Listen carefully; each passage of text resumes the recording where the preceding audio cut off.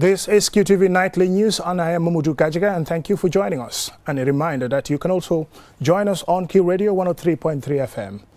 First, here are the headlines. A series of persistent and heavy downpours which have wreaked havoc across the Gambia since the beginning of August and carrying on into September have left streets submerged, homes damaged, and daily activities difficult to navigate. Ahead of government's new malaria campaign set to launch next month, targeting urban areas, Usman F. Bojang, Evaluation and Monitoring Officer at the National Malaria Control Program, says 3 areas will be prioritized as Gambia pushes to eliminate malaria by 2030. The SOS Children's Village on Tuesday held a day-long national forum, youth forum, where they announced the launch of their nationwide pitching contest, which hopes to foster youth entrepreneurship and innovation.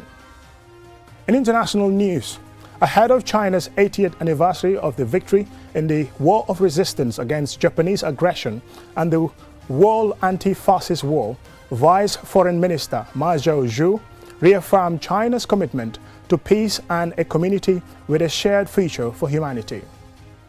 And in sports news, participants from 20 African countries are attending a week-long international referee candidate course on beach volleyball hosted in the Gambia on Tuesday. Those were the stories, and more details to follow.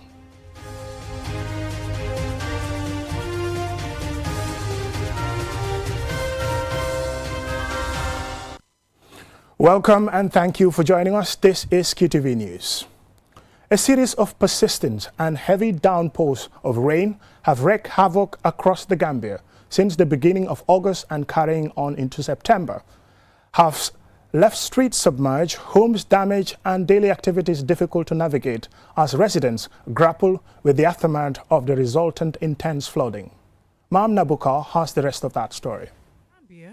Several areas are susceptible to flooding, causing the heavy rainfall over the past month to overwhelm drainage systems and lead to substantial water buildup that continues to disrupt daily activities and threaten public health. Urban regions like Banjul, Serekunda, Sukuta, Churchillstown, and various other communities have been especially affected due to their geographical structures. And this situation is further worsened by inadequate drainage and insufficient waste management systems that leave these areas and their roads ill-prepared for such extreme weather events. Many residents find themselves displaced and wading through hazardous waters to obtain basic necessities, as the flooding has made roads impassable, hindering transportation and restricting access to vital services such as healthcare, education, and food markets, among other things. The consequences, however, extend far beyond immediate inconvenience. The presence of stagnant water in residential neighborhoods significantly poses a health threat of waterborne illnesses such as cholera, typhoid fever, and malaria if not properly managed. Moreover, the economic impact is also considerable. Small businesses, particularly market vendors, struggle to operate their stalls due to the risk of losing products to flooding, and a respectable number of customers are often reluctant to venture through murky puddles, open sewage, and other hazards to reach market services, resulting in substantial financial setbacks for these vendors. At the height of Monday's downpour, many commercial and private vehicle drivers, as well as those riding bicycles and motorbikes, chose instead to park their vehicles rather than brave the treacherous conditions.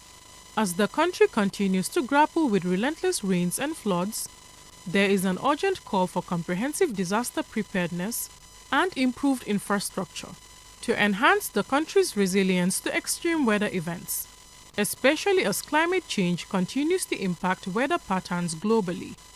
Ma'am Nabuka, reporting for QTV News. Ahead of the government's new malaria campaign set to launch next month, targeting urban areas, Usman F. Bojang, Evaluation and Monitoring Officer at the National Malaria Control Program, in an exclusive interview with QTV, revealed that Kombo North, Kanifing and Banjul will be prioritized as the country steps up efforts to eliminate malaria by 2030. Julden Jai tells us more. By the People's Republic of China to the tune of $2 million, This latest malaria campaign will focus on seasonal malaria chemo prevention, community awareness, and distribution of insecticide-treated bed nets to vulnerable communities.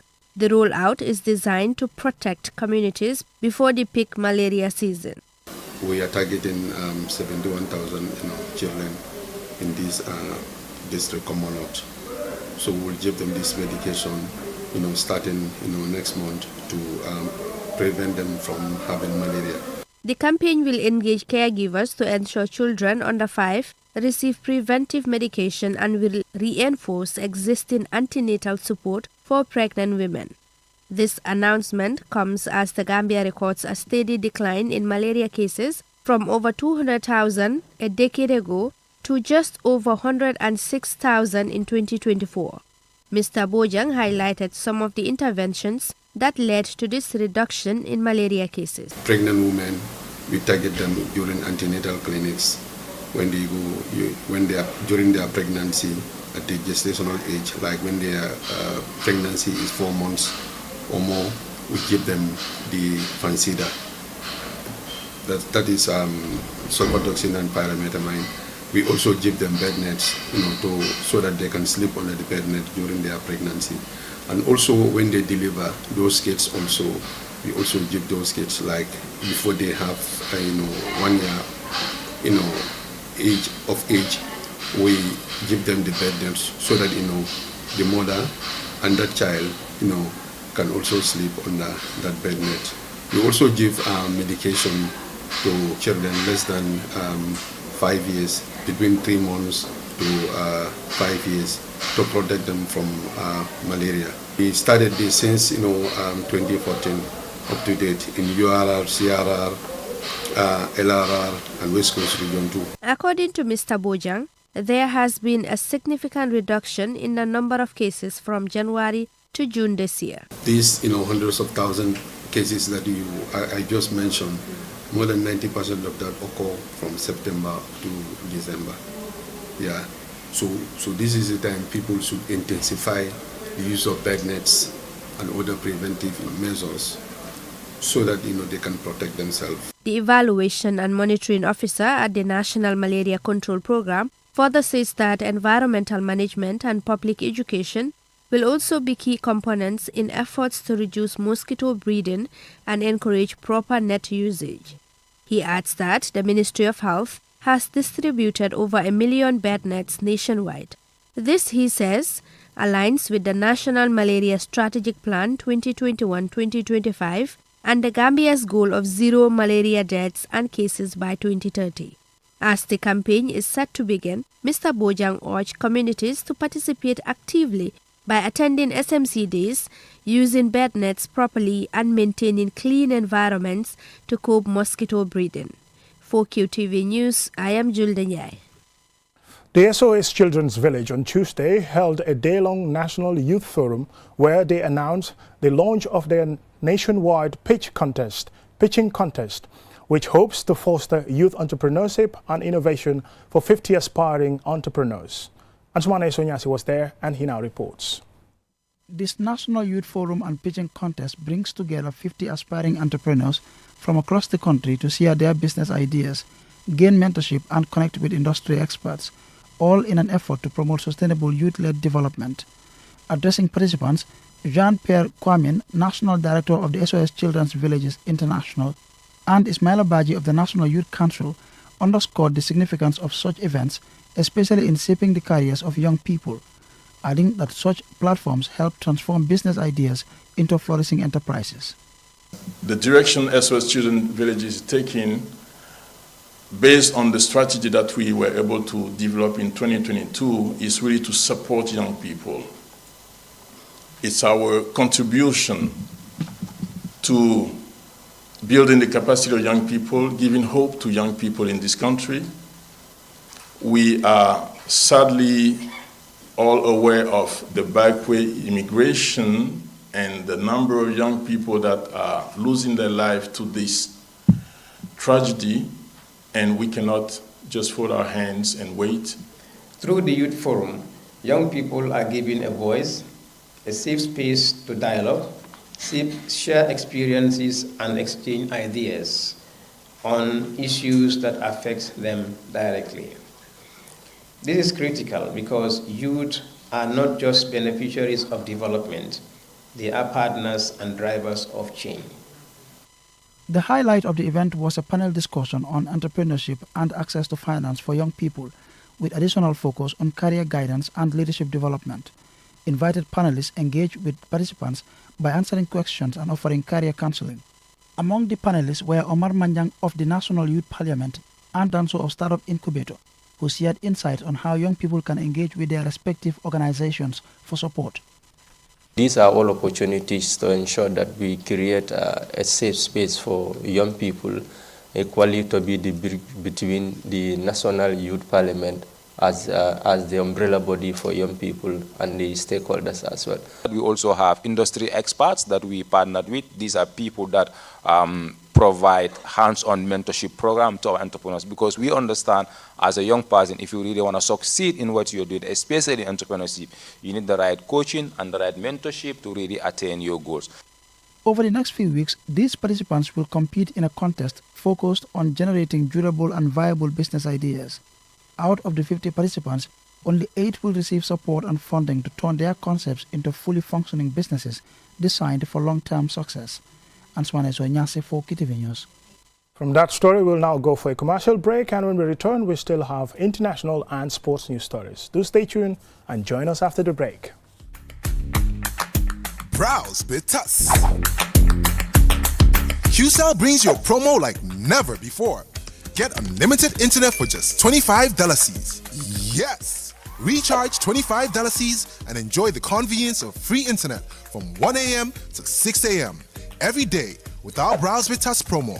With this amazing offer, you can browse, stream, and download all your favorite movies for free. So why wait? Recharge $25 C today and enjoy free internet only with QCell between 1 a.m. to 6 a.m. For more information, call customer care on 111. QCell, Senior Bus, we innovate, others follow. Terms and conditions apply. Supersonics Islamic Insurance, the Gambia's first digital insurance provider, brings innovation, convenience, and Sharia compliance to your doorstep. We offer a wide range of general insurance services, ensuring peace of mind and protection for what matters most, whether at home, on the go, or in business. Experience the difference with Supersonics Islamic Insurance Company Limited. Contact us today, +220-5132-319, 5132-318, or 5132-315. Email us info@supersonicsinsurance.com or on our website www.supersonicsinsurance.com, or visit us at Bega Plaza 56 Liberation Avenue.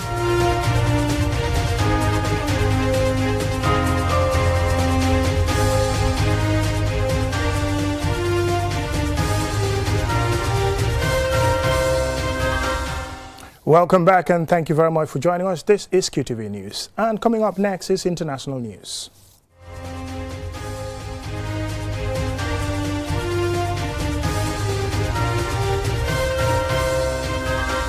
Ahead of China's 80th anniversary celebrations of its victory in the War of Resistance against Japanese aggression and the World Anti-Fascist War, Vice Foreign Minister Ma Zhaozhu reaffirmed the country's steadfast commitment to peaceful development and its vision of building a community with a shared future for humanity. Usman Jatta reports from Beijing.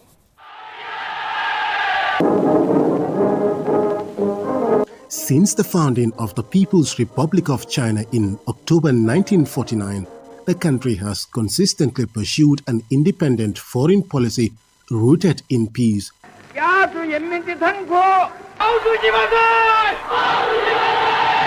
This includes advocating for a multipolar world and democratic principles in international relations, while also contributing to global peace and development. As China prepares to celebrate the 80th anniversary of its victory over Japanese aggression, Vice Foreign Minister Ma Zhaozhu reiterated the nation's ongoing commitment to global peace and cooperation. Building a community with a shared future for humanity means that the future of each and every nation and country is interlocked. So we should stick together through thick and thin and endeavor to build this planet of ours. The world is currently witnessing rising tensions, notably the ongoing conflict between Israel and Gaza, as well as the escalation of the crisis in Ukraine. These conflicts have caused widespread suffering, including severe famine and displacement of millions of people. Ceasefire, save lives. As a permanent member of the United Nations Security Council, China has long been a strong advocate for global peace, consistently supporting peaceful solutions and working toward a more stable world. In response to these global challenges, China has introduced the Global Security Initiative, which outlines a vision for common, comprehensive, and sustainable security. This initiative emphasizes respect for national sovereignty, territorial integrity, and adherence to the principles of the UN Charter, while addressing the security concerns of all nations. Vice FM Ma Zhesu further highlighted China's commitment to collaborating with other countries to build a shared community for humanity. China is ready to work with all countries to be guided by this vision, draw wisdom from history, show a sense of responsibility of our times. As global powers navigate the complexities of international relations, China's call for peaceful development plays a pivotal role in shaping the future of global diplomacy, fostering cooperation and promoting a better world for humanity. Osman Jatta, QTV News, Beijing, China. Also in international news, Ghana's President John Mahama has dismissed Chief Justice Gertrude Tokono after an inquiry upheld petitions filed against her. She had been on suspension since April following complaints from 3 individuals that prompted the president to establish a 5-member committee to investigate the allegations. Our Bob has more. The law is totally on the side of the position taken by the court, that every member of the court, in fidelity to their judicial oath, cannot take a different position.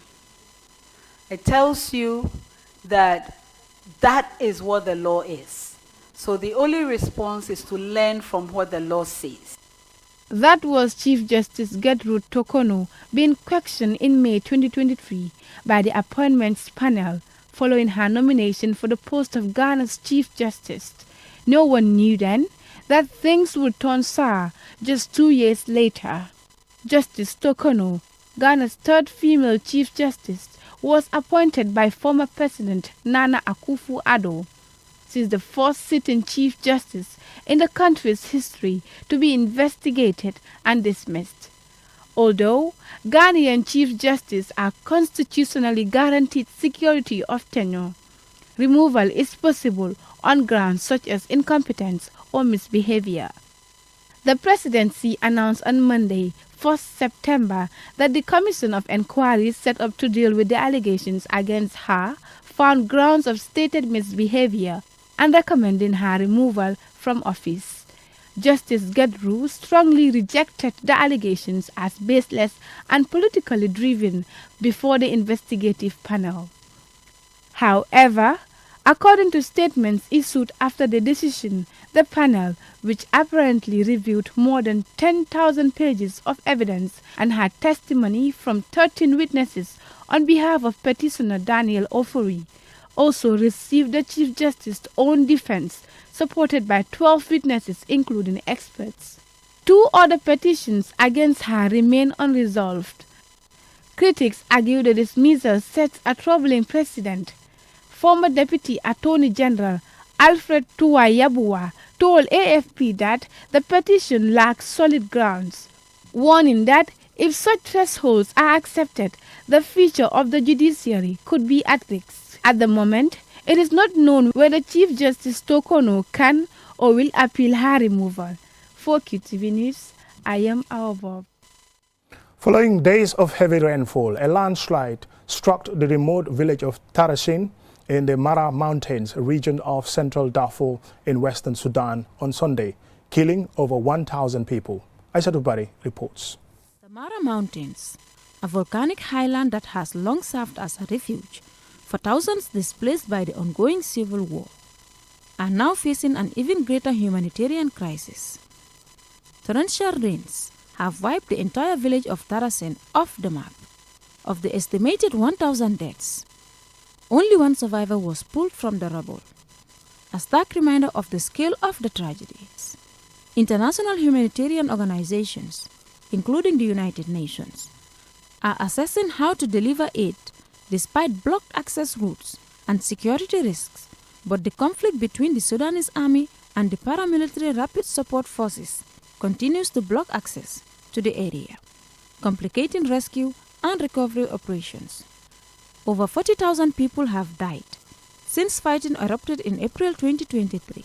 Millions more have been displaced, and some communities are now resorting to eating grass to survive. The United Nations says the situation in Sudan is one of the worst humanitarian crises on earth, now made even worse by nature's fury. If confirmed, the death toll makes this landslide one of Sudan's worst recorded disasters, compounding a humanitarian crisis already marked by conflict, famine, and displacement. The tragedy highlights the extreme vulnerability of rural communities to climate-related disasters and the devastating consequences of restricted humanitarian access to conflict zones. The global response in the days ahead will be critical in determining how swiftly aid can reach those in need. Aissatou Bari, QTV News.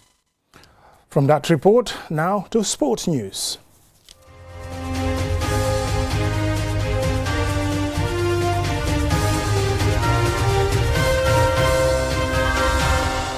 Participants from 20 African countries are attending a week-long international referee candidate course on beach volleyball hosted in the Gambia on Tuesday. This is the first such training held in over a decade. More in this story.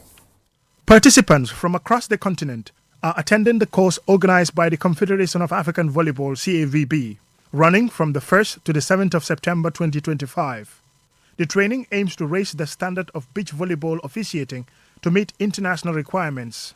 Elzir Martin de Oliveira, an instructor with the International Volleyball Federation FIVB, is the course director. On the last Olympic Games, we saw, I could check, a half of the international referee that was there was in my course. So I was a lucky guy. So enjoy it.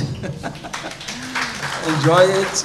So you can be sure that I will do my best. I will do my best to share with you the experience. I will do my best to try to give you the preparation for the next steps. This is the first step. Some of these referees are expected to officiate at CAVB, FIVB, World Championships and Olympic Games beach volleyball events, following their course completion and assessment in international competitions. Baidudu Jallo, president of the Gambia Volleyball Federation, says the course is part of the Confederation's strategic objective to expand Africa's pool of internationally certified beach volleyball referees. Because refereeing is very core in the development of volleyball. We all know how important arbitration is when it comes to anything, including sports, but particularly for sports. If refereeing goes very well, it pulls all the other facets of the game to another level. But if refereeing is weak and poor, it brings down all the other facets. Even if athletes want to grow, they are restricted. Alongside the refereeing course, the Gambia is hosting the African Under-18 Beach Volleyball Championship from the 4th to the 7th of September 2025 as part of preparations for the Youth Olympic Games in Dakar 2026. Bakari Waibaje, the Minister of Youth and Sports, urged them to take the course seriously, emphasizing that the decisions they make can directly influence match outcomes. Some of you that are here will also add up to the number of Africans that are considered to be qualified to referee international matches, both in the continent but also outside. And why do we need that? Because Africa for many decades has been seen to be lagging behind in terms of our presence at the international level. And we believe that is history. We all have the potential to make change. The week-long course in the Gambia aims to elevate beach volleyball officiating standards under CAVB guidance, preparing participants for elite competitions and strengthening the continent's presence in international volleyball events. Mamudu Gajaga, QTV News. Now, before we end this news bulletin, here's a recap of our main news stories. A series of persistent and heavy downpours have wreaked havoc across the Gambia since the beginning of August and carrying on into September have left streets submerged, homes damaged and daily activities difficult to navigate. Ahead of the government's new malaria campaign set to launch next month, targeting urban areas, Usman F. Bojang said 3 areas will be prioritized as Gambia pushes to eliminate malaria by 2030. The SOS Children's Village on Tuesday held a day-long National Youth Forum where they also announced the launch of their nationwide pitching contest, which hopes to foster youth entrepreneurship and innovation. In international news, ahead of China's 80th anniversary of its victory in the War of Resistance against Japanese aggression and the World Anti-Fascist War, Vice Foreign Minister Ma Zhaozhou reaffirmed China's commitment to peace and a community with a shared future for humanity. And in sports news, participants from 20 African countries are attending a week-long international refereeing candidate course on beach volleyball hosted in the Gambia on Tuesday. That's all in this bulletin. Thank you very much for watching. Join us again at 10 p.m. for another bulletin.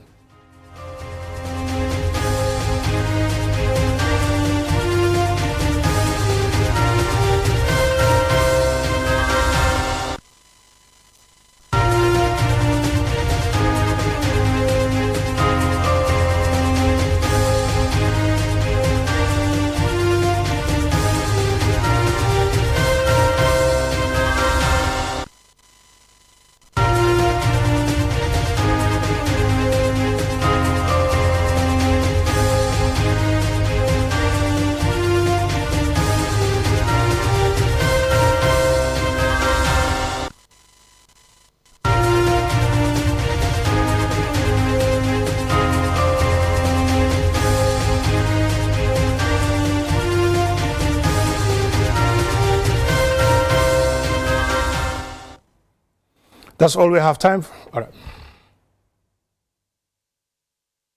That's all we have time for in tonight's news edition. Thank you very much for watching. Join us tomorrow for more news and have a pleasant night. Bye.